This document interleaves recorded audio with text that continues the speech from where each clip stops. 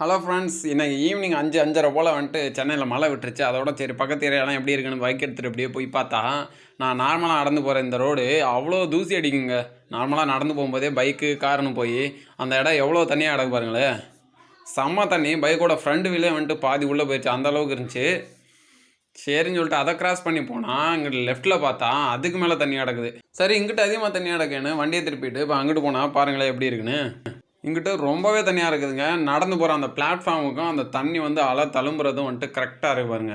இதுக்கு முன்னாடி ஒரு கார் போணுச்சு, அந்த அந்த அலை வந்துட்டு எவ்வளோ ஃபோர்ஸாக வந்து அடிக்குது பாருங்களேன்.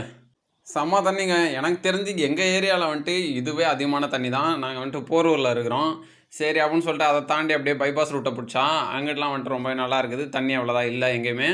சரி, அப்படியே இன்னும் கொஞ்சம் தூரம் போகலாம்னு போனால் திரும்ப அடுத்த மழை ஆரம்பிச்சிருச்சு. அதனால் திரும்ப நம்ம ரிட்டன் வீட்டுக்கே போயாச்சு.